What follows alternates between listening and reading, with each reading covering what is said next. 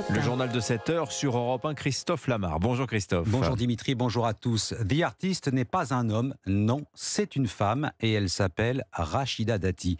Il y avait du monde hier à Clichy-sous-Bois et Montfermeil. On attendait bien sûr la ministre de la Culture pour son premier déplacement sur le terrain, mais elle n'était pas seule pour cette visite. Emmanuel Macron était à ses côtés, tout sauf un hasard, Jacques Serret. Oui, Emmanuel Macron n'est pas peu fier de prendre l'air avec sa prise de guerre. Alors, Rachida, viens là. Une image vaut 1000 mots. Pas question de rater la photo. Vous avez tout le monde là? Instantanée d'un coup politique. Les flashs crépitent autant sur le président que sur la nouvelle ministre de la Culture. Rachida Dati prend la lumière et reçoit même des compliments de la part de cette jeune femme qui vient à sa rencontre.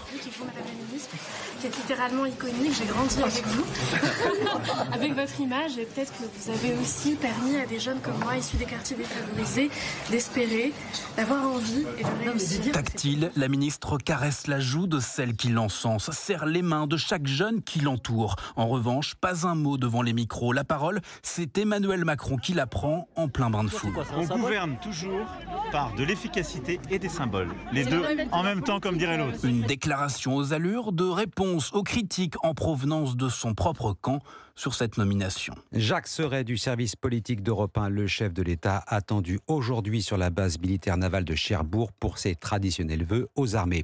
Pendant ce temps à Paris, Gabriel Attal poursuit ses consultations avant son discours de politique générale à l'Assemblée. Après le patron du MEDEF et les chefs de file des Républicains hier, le Premier ministre recevra aujourd'hui le président du Rassemblement national, Jordan Bardella. Un homme en garde à vue dans l'enquête sur le meurtre de Sedan. Sedan, c'est cette adolescente de 14 ans mortellement poignardée mercredi soir à Saint-Denis. Et assez peu d'éléments à ce stade sur le profil de ce suspect de 20 ans résidant à Saint-Denis. Le mobile lui-même reste indéterminé. Pas de quoi rassurer les élus inquiets face à la montée de la violence. Sentiment partagé par les habitants et par la famille de Sedan que vous avez rencontré, Thibaut Hu. Elle participera demain à un hommage sur le parvis de l'hôtel de ville. Oui, et notamment la maman du jeune Sedan. On a échangé quelques instants sur le pas de sa porte. Elle avait les yeux rougis, les traits tirés. Elle accueillait dans son appartement des proches pour une prière. Awa, la tante de l'adolescent, était aussi présente. Elle n'a pas cessé de pleurer depuis le drame. Quel que soit l'ado qu'il était, il n'avait pas droit à ça. Ça veut dire qu'à Saint-Denis, nous ne sommes pas en sécurité, nous et nos enfants. Ça veut dire que tout le monde peut mourir à tout moment à la gare du métro. Que son âme repose en paix. Cette attaque survient dans un contexte déjà très tendu. Depuis vendredi dernier, une dizaine de rixes ont eu lieu à Saint-Denis et ont provoqué 36 gardes à vue. Alors la mairie a pris un arrêté pour interdire tout regroupement en vigueur jusqu'à lundi. Mathieu Hanotin, le maire de la ville, appelle les parents à la vigilance. Dès que les enfants n'ont pas de raison spécifique d'être dehors, il faut qu'ils restent à la maison. Sans calme, on ne peut pas agir. Alors le temps de l'enquête, un important dispositif de sécurité est déployé dans la commune. Plusieurs dizaines d'équipages de policiers patrouillent jusqu'à nouvel ordre. Un rassemblement hommage sera organisé samedi à 11h sur le parvis de l'hôtel de ville. Thibaut Hu, verdict attendu aujourd'hui au procès des 3 policiers jugés devant la cour d'assises de Seine-Saint-Denis. Ils sont accusés de violence sur Théo Louaka. Jean-Baptiste Marty, vous suivez ce procès pour Europe 1. L'avocat général a réclamé la prison avec sursis pour tous les 3. Oui, 3 ans de prison avec sursis contre le policier auteur du coup de matraque, 6 mois de sursis contre le chef de bord de l'équipage et enfin 3 mois de sursis contre le plus jeune fonctionnaire. Voilà les peines requises par Loïc Pajot, l'avocat général. Durant plus de 2 heures, l'homme réputé pour être la bête noire des policiers de Seine-Saint-Denis justifie ses réquisitions. Il réfute toute légitime défense, argument avancé par les policiers. Alors malgré un réquisitoire à charge, l'avocat général lui-même reconnaît que ces peines sont loin de celles encourues par les policiers, car il risquait jusqu'à 15 ans de prison. Je ne demande pas une peine de vengeance, mais une peine équitable, se justifie Loïc Pajot. Une interdiction d'exercer sur la voie publique pendant 5 ans est aussi requise à l'encontre du policier auteur du coup de matraque. Voilà, c'est désormais à la cour de délibérer après une dernière parole donnée aux accusés ce matin. Le verdict, lui, est attendu en fin d'après-midi. Jean-Baptiste Marty du service police-justice d'Europe 1. Fin de l'épisode neigeux sur le nord de la France, mais le froid glacial pourrait favoriser le gel. Attention au verglas sur la route. Transport scolaire toujours suspendu aujourd'hui dans les Hauts-de-France. Le gel aussi plus au sud dans le Cantal.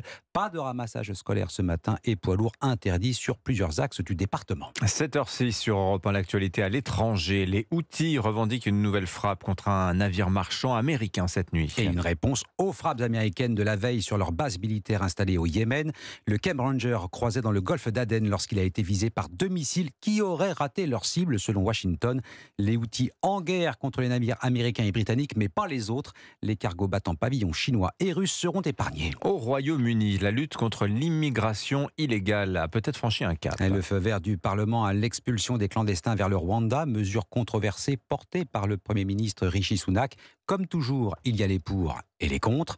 Les Britanniques sont divisés. Reportage Wilfried de Villers, envoyé spécial d'Europe 1 à Londres. Ce projet de loi, Paul en entend parler depuis presque 2 ans. Lui qui s'oppose à l'afflux de migrants au Royaume-Uni voit d'un bon œil le projet défendu par le Premier ministre conservateur. L'immigration illégale doit être contrôlée. Regardez ici, mais aussi en Allemagne ou en Italie, ça doit s'arrêter. Si les gens veulent venir, ok, mais il y a une bonne et une mauvaise façon d'immigrer. Seule la bonne compte. Conservateur, John s'inquiète également des arrivées illégales dans le pays. Je pense que c'est un problème conséquent ici, comme ça l'est dans de nombreux pays européens. Bien sûr que tous les pays doivent maîtriser leur immigration, mais je ne pense pas que cette politique en particulier soit valable ni applicable. Le projet de loi prévoit l'expulsion de migrants vers le Rwanda sans que ceux-ci ne puissent ensuite revenir au Royaume-Uni. Une fois sur place, ils ne pourront demander l'asile que dans le pays africain. David s'y oppose fermement. C'est infaisable, cela ressemble à une diversion. Le gouvernement ne fait que jouer avec le pire aspect du populisme britannique. Voté par les députés, le texte doit maintenant être validé par la Chambre des Lords, l'équivalent du Sénat en France. Londres, Wilfried de Villers, Europe 1. Allez, le football, un petit contre un gros en ouverture des 16e de finale de la Coupe de France. Bergerac, club de National 2, reçoit Lyon, club de Ligue 1. La Dordogne rêve d'un exploit. Reportage Stéphane Place, le correspondant d'Europe 1 dans le Grand Ouest.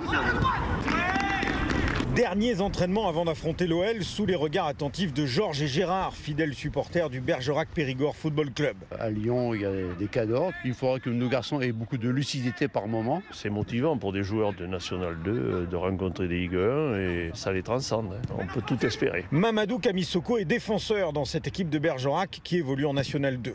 Franchement, c'est magnifique. C'est sûr qu'il y a un écart, mais aujourd'hui, le football entre guillemets amateur, semi-amateur, il se rapproche de plus en plus du niveau pro. On s'entraîne tous les jours. Il y a 10 ans, en CF1 ou en N2, ça s'entraînait à 18h, les gens ils bossaient. On a moins de pression qu'eux. En face, ils ont interdiction de perdre. Et pour l'entraîneur bergeracois Yassine Azahaf, la victoire est possible. L'avantage, c'est que quand tu es entraîneur, tu n'as pas besoin de les motiver sur ce match-là. J'ai des garçons qui, je le sens depuis le début de la semaine, sont prêts à grimper aux arbres. Donc il faut être calme, il faut jouer avec sa tête, parce que sinon on peut passer au travers d'un rendez-vous pareil. Il ne faut pas être inhibé par cette émotion. Bergerac Olympique Lyonnais, le match devrait se tenir tout à l'heure devant un peu plus de 10 000 spectateurs. Stéphane Place, correspondant d'Europe 1 dans le Grand Ouest, et Bergerac-Lyon, c'est à 20h45. Enfin, un mot de l'Euro de handball. Dimitri, la France se rapproche d'une qualification pour les demi-finales après sa victoire hier soir contre la Croatie, 34-32. Merci Christophe Lamar, c'était votre journal. Il est 7h09.